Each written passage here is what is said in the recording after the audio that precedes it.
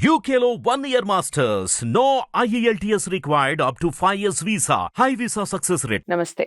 ఎన్నో మంచి సమాచారం, ముఖ్యమైన సమాచారం, ముఖ్యంగా పండుగలకు సంబంధించి దాని పూజా విధానం, అలాంటి పనులు చేయటం వల్ల మనకొచ్చే పుణ్యఫలం, ఇలాంటి వీడియోస్ చేయటం వలన నాకు, మీరు వినటం వల్ల మీకు, షేర్ చేయటం వల్ల అందరికీ కలిగే పుణ్యఫలం ఎలా ఉంటుంది అనేది చాలా వీడియోస్ ద్వారా అమ్మ చెప్పున్నారు. రమాదేవి గారు ప్రముఖ ఆధ్యాత్మికవేత్త. ఈరోజు ఓనంకి సంబంధించి ఒక ముఖ్యమైన సమాచారం తెలుసుకోబోతున్నాం. చాలా వరకు కేరళ వాళ్ళు ఈ విషయం మీద చాలా అవగాహన ఉంటుంది. వాళ్ళు చాలా గొప్పగా చేసుకునే పండుగ. కానీ మనం కూడా చేసుకోవచ్చు. ఎలా చేసుకోవచ్చు, మనం ఎందుకు చేసుకోవాలి, దాన్ని మనం ఏమని పిలుస్తాము, ఈ విషయాలన్నీ కూడా అమ్మ మాటలో విందాం. వీడియోని స్కిప్ చేయకండి. నమస్కారం అండి. నమస్తే. ఓనం అలాగే వామన జయంతి విశేషాలు వివరించండి. ఎందుకు అసలు మనం చేసుకోవాలి, వాళ్ళకి మాత్రమే ఎందుకు అంతటి ప్రత్యేకమైన స్థానం కలిగింది, అసలు ఓనం అనగానే కేరళకి వెళ్ళిపోతారు అందరూ కూడా, ఎందుకు అంతటి ప్రత్యేకత వివరించండి. మనకి ఇక్కడ వామన జయంతి, స్వామివారు మహావిష్ణువు అవతారం తీసుకున్న రోజు ఈ రోజు. ఎందుకు వామన అవతారం తీసుకోవాల్సి వచ్చింది, మరుగుజ్జుగా ఎందుకు స్వామి అవతారం తీసుకున్నాడు? అయితే బలి చక్రవర్తి, ప్రహ్లాదుడి యొక్క మనవుడు బలి చక్రవర్తి, రాక్షసుల గురువు అయిన శుక్రాచార్యుడు. ఈయన ఏంటిది, హోమాలు యజ్ఞాలు ఎక్కువగా చేస్తే అత్యంత శక్తి వస్తుంది కదా, ఇంద్రలోకానికి వెళ్ళి ఇంద్రుని జయించి ఇంద్రలోకాన్ని స్వాధీనం చేసుకున్నాడు బలి చక్రవర్తి. అవును. కానీ ఇంద్రలోకాన్ని అసురులు ఇది చేసుకుంటే ఎలా, కష్టం కదా. అప్పుడు దేవతలందరూ మళ్ళా మహావిష్ణువు దగ్గరికి వెళ్ళారు. ఇలా ఉంది ఆ బలి చక్రవర్తి అంటే ఆయన దానాలు ఎక్కువగా చేస్తాడు, చాలా పేరు, చాలా మంది అంటూ ఉంటారు ఎవరైనా ఎక్కువగా ఇస్తుంటే బలి చక్రవర్తి అని. అంటే ఆయన తొడల్ని కోసి కూడా పావురానికి ఇచ్చాడు. అవునా, దానికి ఆహారం ఆకలిగా ఉందంటే ఆయన సంపదలన్నీ పోగొట్టుకున్నా కూడా. అయితే అప్పుడు విష్ణువు ఏం చేశాడు, అదితి గర్భంలో వామనుడు రూపంలో జన్మించాడు. ఓహో, ఈయనకి బాగా అంటే గర్వం అనేది లేదు, అహంకారం అనేది లేదు బలి చక్రవర్తికి. కాకపోతే ఆయన యొక్క ఆ ఇంద్రలోకాన్ని అసురులు శుక్రాచార్యుడి యొక్క అనుమతితో పాలిస్తూ ఉన్నాడు, ఆ రాక్షస గురువు శుక్రాచార్యుడు. అప్పుడు ఈయన వామనుడిగా జన్మనెత్తి ఈ బలి చక్రవర్తి ఉన్న ప్రదేశానికి వెళ్ళాడు. అప్పుడు హోమాలు యజ్ఞాలు చేస్తూ ఉన్నాడు. చేస్తూ ఉంటే వామనుడు వెళ్ళాడు, శుక్రాచార్యుడు గమనించాడు. ఆయన చాలా దివ్య దృష్టి కలిగిన వాడు, ఆ రాక్షసుల గురువు అయ్యాడు కానీ ఆయన చాలా దివ్య దృష్టి కలిగిన. మహావిష్ణువు అవతారంలో వచ్చాడని గ్రహించి బలిచక్రవర్తికి చెప్పాడు, నువ్వు వచ్చాడు జాగ్రత్తగా ఉండు అని చెప్తే, అలా ఏం లేదు, నేను ఎవరు ఏది అడిగినా ఇచ్చే ఒక వ్రతాన్ని పట్టుకున్నాను, ఆయన వచ్చి అడిగినా ఏదో ఒకటి ఇస్తాను. కానీ ఆయన వచ్చాడు, యజ్ఞం పూర్తి అయింది, ఏం కావాలి అని అడిగాడు. 3 అడుగులు కావాలి అని అడిగాడు. ఆయన వివరం చెప్పలేదు. మహావిష్ణువు కదా, ఏం జరుగుతుందో ఆయనకు తెలుస్తుంది కదా. సరే అన్నాడు. అప్పుడు కూడా శుక్రాచార్యుడు ఆపుతూ ఉన్నాడు, వద్దు నువ్వు వరాలు ఇవ్వకు అని. లేదన్నాడు. ఆ కమండలంలోని జలము స్వీకరిస్తూ ఉంటే ఆ రంధ్రం దగ్గర అడ్డుపడ్డాడు శుక్రాచార్యుడు. వామనుడు ఏం చేశాడు, దర్భ తీసుకొని లోపలికి తోశాడు. ఒక కన్నును కోల్పోయాడు శుక్రాచార్యుడు. బలి చక్రవర్తి వరాలని ఇచ్చాడు. అప్పుడు ఎక్కడ 3 అడుగులు కావాలి అని అడిగాడు. అప్పుడు భూమి మీద ఒకటి, ఆకాశం మీద ఒకటి అన్నాడు. ఇచ్చేశాడు. ఇంకొక అడుగు ఎక్కడ ఇవ్వాలి అంటే అప్పుడు వామన రూపంలో ఉన్న ఆయన శిరస్సు మీద పెట్టి పాతాళానికి తొక్కేశాడు. అప్పుడు శరణు వేడాడు బలి చక్రవర్తి. అప్పుడు ఆయన మహావిష్ణువు రూపంలో ఉన్న ఆ వామనుడు, నీకు కూడా పూజలు జరుగుతాయి, ఈ భాద్రపద మాసంలో నీకు కూడా పూజలు జరుగుతాయి. బలి చక్రవర్తి ఎక్కడ జన్మించాడు అంటే కేరళలో. ఇప్పుడు మీరు ఓనం అన్నారు, అవును, కేరళ ప్రాంతీయుడు కాబట్టి అక్కడి వాళ్ళు ఈ రోజున ఓనం చేసుకుంటారు. బలి చక్రవర్తికి ఆరాధన జరుగుతుంది. మహావిష్ణువు వరం ఇచ్చాడు కదా, అంటే శరణు వేడితే అసురుడైన వరాన్ని ఇస్తాడు భగవానుడు. ఇక్కడ మనం అర్థం చేసుకోవాల్సింది. అయితే స్వామివారు జన్మించిన తర్వాత 3 అడుగులు అడిగిన తర్వాత ఆయన శరీరము ఆకాశమంతా ఎదిగిపోయింది. అసలు మనం చూడటానికి కూడా చేతగానంతగా అంత పొడగరైపోయాడు. ఇంత ఉన్న వామనుడు ఎక్కడ, భూమాకాశాలు తగిలేటట్టు ఉన్న వామనుడు ఎక్కడ, అలా పెరిగిపోయి ఈ 3 వరాల్ని తీసుకున్నాడు స్వామి. ఇప్పుడు ఇంత ఉన్న వామనుడు 3వ పాదం పెట్టి నొక్కేయలేడు. ఇక్కడ అందరికి సందేహం రావచ్చు.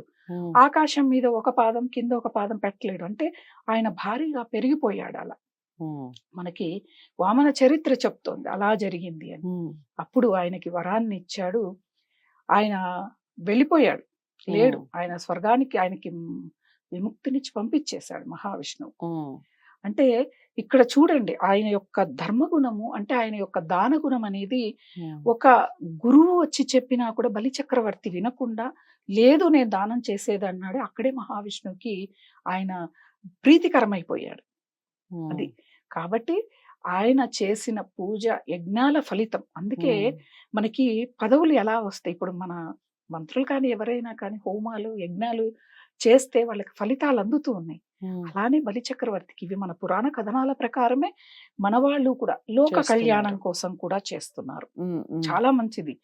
ఆ పదవి దక్కాలి, ఇంద్రలోక పదవి. ఇంద్రుణ్ణి జయించి ఆయన అధిష్టానం మీద కూర్చున్నాడు అంటే యజ్ఞాలు యాగాల వల్ల వచ్చే ఫలితం అనేది అంత శక్తినిస్తుంది, అంత నాలెడ్జ్ని ఇస్తుంది, ఎలా దక్కించుకోవాలి అనేది మనకి తెలియచేస్తుంది అన్నమాట. కాబట్టి ఇప్పుడు అర్థమైందే మన వాళ్ళందరూ యజ్ఞాలు హోమాలు ఎందుకు చేస్తారు, ఏవైనా వస్తున్నాయి ఎన్నికలన్నా కానీ అప్పుడప్పుడు కూడా నిర్వహిస్తూ ఉంటారు. ఏదైనా ఒక అవాంతరం ఏదైనా మనం ప్రజలందరికీ వచ్చిందంటే, ఇప్పుడు కరోనా లాంటివి వచ్చినప్పుడు కూడా చేశారు. ఎందుకంటే ఆ మహమ్మారిని తరమాలి, ప్రజలందరూ సుఖంగా సంతోషంగా ఆరోగ్యంగా ఉండాలని చేశారు. అందుకే ఎందుకు చెయ్యాలి యజ్ఞాలు హోమాలు అనేది అనకూడదు, మనం చెయ్యాలి. కాకపోతే మనకి కలియుగంలో అంతగా విస్తృతంగా లేవు, అది కూడా భగవానుడి యొక్క సంకల్పమే.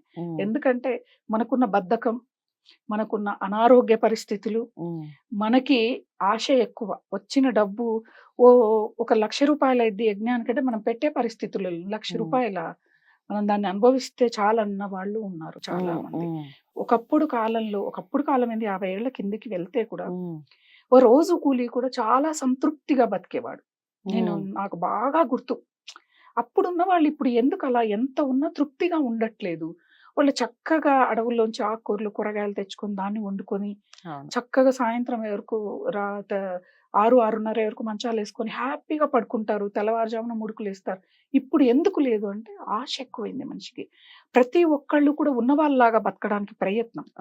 తృప్తికి మించిన ఐశ్వర్యం ఇక్కడ మనకు లేదు, అది మనం తెలుసుకోవాలి.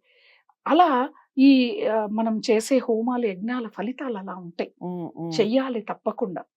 చాలా వరకు కలికాలంలో మనకి అశ్వమేధ యాగం లేదు, మీరు అనాథ శవ సంస్కారం చేస్తే ఆ ఫలితం వస్తుంది అని చెప్పారు. అలా మనకి చాలా సడలింపులు ఇచ్చారు, ఇచ్చిన ఉన్న వాటిని చేయటానికి మనకు అవ్వట్లేదు. ఆర్థిక రీత్యా పరిగెలెత్తుతూ ఉన్నాం, ఆడవాళ్ళు మగవాళ్ళు ఇద్దరు జాబులు చేయాలి, మనము సంపాదించుకోవాలి. ఈ పరుగుల్లో సంపద మీద ఉన్న దృష్టి మనకి వీటి మీద లేదు. యజ్ఞాలు హోమాలు అంటే 5 రోజులు 10 రోజులు ఉదయం నుంచి రాత్రి వరకు ఉపవాసాలతో అలా చేయాలి. శరీరం కూడా దృఢంగా లేదు. పోనీ డబ్బులో సమయం పోతే మనము 5 రోజులు 6 రోజులు హోమాలు చేసిన రోజులు సాత్వికాహారం తీసుకుంటూ చేసే ఓపిక అంత శరీరం కూడా మనకి లేదు. అప్పట్లో చాలా దృఢంగా ఉండేవాళ్ళు, వేల సంవత్సరాలు బతికారు, 100 సంవత్సరాలు బతికారు. మనకు ఆయుష్ కూడా 120 సంవత్సరాలు కుదించబడింది. తర్వాత 100 ఏళ్ళకి వచ్చింది. ఇప్పుడు 60 అంటే అబ్బా బానే బతుకున్నారనే దానికి వచ్చేసారు. 74 ఏళ్ల వాళ్ళు బాగా నడుస్తుంటే వాళ్ళ అదృష్టవంతులు అనే దగ్గరికి కూడా వచ్చాము ఇప్పుడు. అది పరిస్థితి. కాబట్టి ఈ వామన జయంతి రోజున స్వామివారి స్మరణ విజయం లభించాలి మనకి.